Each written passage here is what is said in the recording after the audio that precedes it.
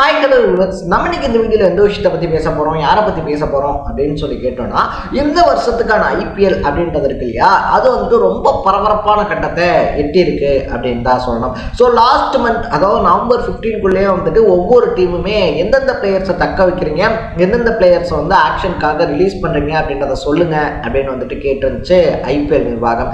நம்ம எக்ஸ்பெக்ட் பண்ணாத பல வீரர்களை வந்துட்டு பார்த்தோம் அப்படின்னா அந்தந்த டீமே ரிலீஸ் பண்ணியிருந்தாங்க அப்படின்னு தான் சொல்லுவோம். என்னடா இவங்களெல்லாம் இந்த டீம் ரிலீஸ் பண்ணுவாங்கன்னு சொல்லி கனவுல கூட நினைச்சு பார்க்கலையே அப்படின்னு சொல்லிட்டு நம்ம சொல்லக்கூடிய அளவுக்கு வந்துட்டு பல முக்கியமான பிளேயர்ஸை பல டீம்ஸ் ரிலீஸ் பண்ணியிருந்தாங்க அப்படின்னு சொல்லலாம். ஸோ இதனால வந்துட்டு பார்த்தோம் அப்படின்னா சென்னையிலும் பல வீரர்கள் ரிலீஸ் பண்ணப்பட்டிருந்தாங்க. சென்னையை பொறுத்த வரைக்குமே டாப் ஆர்டர், பவுலிங் இது ரெண்டுமே பர்ஃபெக்டாக அமைஞ்சதுனால ஆல்ரவுண்டருக்கான தேவை அப்படின்றது இருந்துச்சு. ஸோ அந்த லிஸ்ட்ல வந்துட்டு பல முக்கியமான வீரர்களுடைய பேரும் இருந்துச்சு அப்படின்னே சொல்லலாம். ஆண்ட்ரே ரசலா இருந்தாலும் சரி, அதை தாண்டி வந்துட்டு மேக்ஸ்வெல், இவங்க ரெண்டு பேர்த்துல கண்டிப்பா ஒருத்தர் சென்னை வாங்கும். ஏன்னா சென்னை கிட்டத்தட்ட 45 கோடி ரூபாய் அப்படின்றது வந்துட்டு இருக்கு. 43 கோடி ரூபாய் அப்படின்றது வந்துட்டு இருக்கு.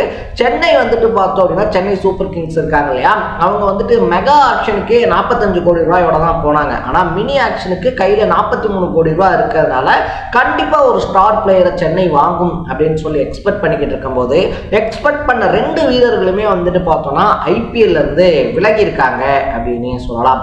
ஆண்ட்ரே ரசலை பொறுத்த வரைக்கும் வந்துட்டு ஐபிஎல் வந்து நான் ரிட்டையர்டே ஆகிறேன் அப்படின்னு சொல்லிட்டு அதே கொல்கத்தா டீமோட வந்துட்டு பார்த்தோம்னா பயிற்சியாளராக ஜாயின் பண்ணிட்டார். அதாவது ஆஸ் ஏ கோச்சா வந்துட்டு பார்த்தோம் அப்படின்னா அவர் கேகேஆர்லயே ஜாயின் பண்ணியிருக்காரு. பட் இப்போ வந்துட்டு பார்த்தோம் அப்படின்னா நம்ம மேக்ஸ்வெல் இருக்கார் இல்லையா, நான் ஐபிஎல் வந்து ரிட்டையர்ட் ஆகிறேன் அப்படின்னு சொல்லிட்டு அனௌன்ஸ் பண்ணியிருக்காப்ல. Faf du Plessis, Moeen Ali, அதை தாண்டி மேக்ஸ்வெல் அப்படின்னு சொல்லிட்டு பல முக்கியமான கிரிக்கெட் வீரர்களும் தன்னுடைய ரிட்டையர்மெண்ட்டை அறிவிச்சிருக்காங்க அப்படின்னு தான் சொல்லணும். ஸோ மேக்ஸ்வெல்லினுடைய இந்த திடீர் அறிவிப்புனால வந்துட்டு பார்த்தோம் அப்படின்னா சென்னை அன்னைக்கு ஒரு இக்கட்டான சுச்சுவேஷன் எழுந்திருக்கு அப்படின்னு வந்துட்டு சொல்றாங்க. சென்னைக்கு ஏற்பட்டிருக்கக்கூடிய சுச்சுவேஷன் என்ன, அதை தாண்டி இப்படி ஒரு முடிவை ஏன் மேக்ஸ்வெல் எடுத்தாரு, சென்னைக்கு இருக்கக்கூடிய அதர் ஆப்ஷன்ஸ்லாம் என்ன அப்படின்ற மாதிரி பல விஷயங்களை தான் நம்ம பேச போறோம். அதுக்கு முன்னாடி நம்ம சேனலுக்கு நீங்க புதுசா வந்திருந்தீங்க அப்படின்னா இதே மாதிரி அப்பப்ப அப்டேட்டா போயிட்டு இருக்க விஷயங்கள், அது கரண்ட் அஃபேர்ஸா இருந்தாலும் சரி, பாலிடிக்ஸா இருந்தாலும் சரி, ஸ்போர்ட்ஸா இருந்தாலும் சரி, அப்பப்ப அப்டேட்டா போயிட்டு இருக்க விஷயங்களை நீங்க தொடர்ந்து தெரிஞ்சுக்கணும் அப்படின்னு ஆசைப்பட்டீங்கன்னா மறக்காம சேனலை ஃபாலோ பண்ணி சப்ஸ்கிரைப் பண்ணிக்கங்க. ஸோ ஃபர்ஸ்ட் ஆஃப் ஆல் வந்துட்டு பார்த்தோம் அப்படின்னா இந்த ஆக்ஷன், அதாவது மினி ஆக்ஷன் இருக்கு இல்லையா, மினி ஏலத்தை பொறுத்த வரைக்குமே பெரிய அளவுல மும்பை, அதை தாண்டி பஞ்சாப், அதை தாண்டி வந்துட்டு ஆர்சிபி, இந்த 3 டீம்ஸுமே பார்த்தோம்னா பெரிய அளவுல வீரர்கள் ரிலீஸ் பண்ணல அப்படின்னே சொல்லலாம். பெரும்பாலான வீரர்களை வந்துட்டு தக்க வச்சிருக்காங்க. அதனால இந்த 3 டீமும் தான் வந்துட்டு ஆக்ஷன்ல பார்த்தோம்னா இந்த விலையை ஏற்றி விடுறது, அதை தாண்டி வந்துட்டு அதர் டீம்ஸை டார்ச்சர்ஸ் பண்றது அப்படின்ற மாதிரியான வேலைகள்ல ஈடுபடுறதுக்கான வாய்ப்பு அதிகமா இருக்கு. ஏன்னா இதுல நம்ம பஞ்சாப் அண்ட் மும்பை இருக்கு இல்லையா, மும்பை காலங்காலமாவே பெரிய அளவுல வந்துட்டு ரிலீஸ் பண்ண மாட்டாங்க. பஞ்சாப் அண்ட் ஆர்சிபி எடுத்துக்கிட்டோம்னா அந்த 2 டீம் தான் லாஸ்ட் இயர்ல ஃபைனல்ல விளையாண்டாங்க. அதனால வந்துட்டு இந்த டைமும் அதே பிளேயர்ஸ் வச்சு கப் அடிச்சிடலாம், ஃபைனலுக்கு போயிடலாம் அப்படின்ற கனவுல இருக்காங்க. போன டைம் அந்த மற்ற டீம்ஸ் இருக்காங்க இல்லையா, ஆர்ஆரா இருந்தாலும் சரி, டெல்லியா இருந்தாலும் சரி, சென்னை டீமா இருந்தாலும் சரி, இவங்களுடைய செயல்பாடுகள் அப்படின்றது பெரும் அளவுல விமர்சனத்துக்கு உள்ளாக்கப்பட்டிருந்துச்சு அப்படின்னே சொல்லலாம். அதனாலதான் வந்துட்டு இந்த டைம் பார்த்தோம்னா டீமை களைச்சு போட்டு எடுத்திருக்காங்க.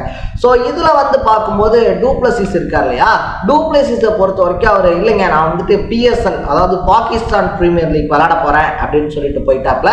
இந்த பக்கத்துல மொயின் அலி வந்துட்டு பார்த்தோம்னா இல்லைங்க நான் ஐபிஎல் வந்து ரிட்டையர்ட் ஆகிறேன் அப்படின்னு சொல்லிட்டு போயிட்டாரு. இப்போ வந்துட்டு மேக்ஸ்வெல் எதனால வந்துட்டு விளையாடல அப்படின்றதே ஒரு காரணமா சொல்லாம போயிருக்காரு அப்படின்னு தான் சொல்லணும். ஸோ மேக்ஸ்வெல் இந்த சீசன்ல இருந்து மட்டும் ரெஸ்ட் எடுத்திருக்காரா, இல்லை ஓவராலாவே வந்துட்டு ஐபிஎல் இருக்கு இல்லையா, ஐபிஎலுக்கு டாடா பை பை சொல்லிட்டாரா அப்படின்றத நம்ம வெயிட் பண்ணி தான் பார்க்கணும். இருந்தாலும் இந்த சீசன்ல மேக்ஸ்வெல் கிடையாது அப்படின்றது உறுதி பண்ணப்பட்டிருக்கு. ஸோ மேக்ஸ்வெல்லுடைய அதிரடியான ஷாட்ஸ், அதை தாண்டி வந்துட்டு அவர் தேவையான நேரங்கள்ல விக்கெட் எடுக்கிறதுக்கும் வந்துட்டு ஒரு ஆப்ஷனா இருப்பாரு அப்படின்னு சொல்லலாம். ஸோ சென்னை எதிர்பார்த்த ஒரு ஆகச்சிறந்த ஆல்ரவுண்டருக்கான போட்டியில மேக்ஸ்வெல்லுக்கும் ஒரு முக்கியமான இடம் இருந்துச்சு. எவ்வளவு வந்தாலும் பரவாயில்ல மேக்ஸ்வெல் ஒரு முட்டி பார்த்தரலாம் அப்படின்னு சொல்லிட்டு. ஸோ நவம்பர் 15க்கு அப்புறமா மேக்ஸ்வெல்ல வச்சோம்னா எல்லாம் பார்த்தோம்னா அவர் எல்லோ ஆர்மி இருக்கு இல்லையா, அதாவது சிஎஸ்கேனுடைய ஜெர்சி அதை போட்டுட்டுலாம் இருக்கிற மாதிரியான போட்டோஸ்லாம் சிஎஸ்கே ரசிகர்கள் ரிலீஸ் பண்ணிட்டு இருந்தாங்க. அவங்களுடைய எதிர்பார்ப்பு இப்ப சுக்குநூறா உடஞ்சிருக்கு அப்படின்னு தான் சொல்லணும். சரி, ஓகே, வேற என்னென்ன மாதிரியான ஆப்ஷன்ஸ் அப்படின்றது சிஎஸ்கே கண்ணு முன்னாடி இருக்கு அப்படின்னு சொல்லி பார்க்கும்போது Livingstone, Venkatesh Iyer, Cameron Green அப்படின்னு சொல்லக்கூடிய ஆப்ஷன்ஸ் மட்டும்தான் இப்போதைக்கு சிஎஸ்கே இருக்காங்க இல்லையா, சிஎஸ்கேக்கு அவைலபிளா இருக்கு அப்படின்னு சொல்லலாம். அதுலயும் வெங்கடேஷ் ஐயர் இருக்கார் இல்லையா, வெங்கடேஷ் ஐயருக்கும் அதை தாண்டி லிவிங்ஸ்டன், கேமரூன் கிரீன் இவங்க 3 பேருக்குமே வந்துட்டு பார்த்தோம்னா அதர் டீம்ஸ்ல இருந்து எக்கச்சக்கமான காம்படிஷன்ஸ் இருக்கும் அப்படின்னு சொல்றாங்க.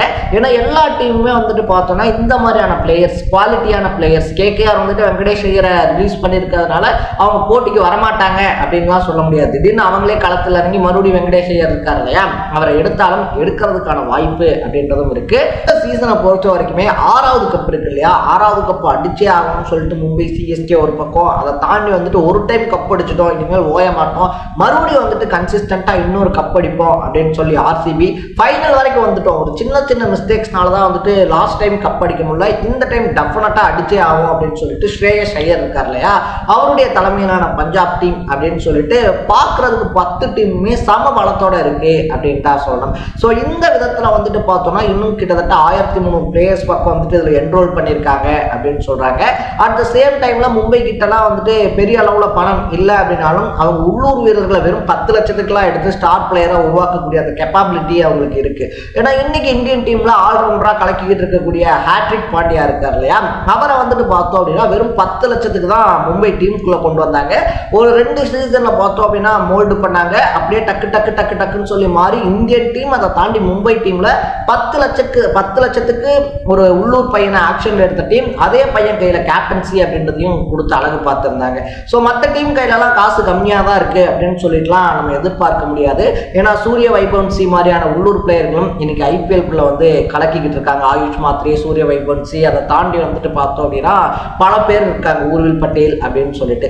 அந்த மாதிரி ஸ்டார் பிளேயர்ஸை மும்பையோ இல்லை மற்ற டீம்ஸோ எடுத்து நமக்கு அடையாளப்படுத்துறதுக்கான வாய்ப்பும் ரொம்ப அதிகமாக இருக்கு அப்படின்னு சொல்லலாம். ஸோ இந்த ஆக்ஷனை பற்றி நீங்கள் என்ன நினைக்கிறீங்க? இந்த மாதிரியான சூப்பரான பிளேயர்ஸ் இருக்காங்க, அவங்களெல்லாம் டீம் எடுக்கணும் அப்படின்னு சொல்லி நினைச்சீங்கன்னா அந்த பிளேயரோட பேர் என்ன அப்படின்றத கமெண்ட்ல போட்டு, இதே மாதிரி அப்பப்போ அப்டேட்டாக போயிட்டு இருக்க விஷயங்கள், அது கரண்ட் அஃபேர்ஸாக இருந்தாலும் சரி, பாலிடிக்ஸாக இருந்தாலும் சரி, ஸ்போர்ட்ஸாக இருந்தாலும் சரி, அப்பப்போ அப்டேட்டாக போயிட்டு இருக்க விஷயங்களை நீங்கள் தொடர்ந்து தெரிஞ்சுக்கணும் அப்படின்னு ஆசைப்பட்டீங்கன்னா மறக்காம சேனலை ஃபாலோ அண்ட் சப்ஸ்கிரைப் பண்ணிக்கோங்க.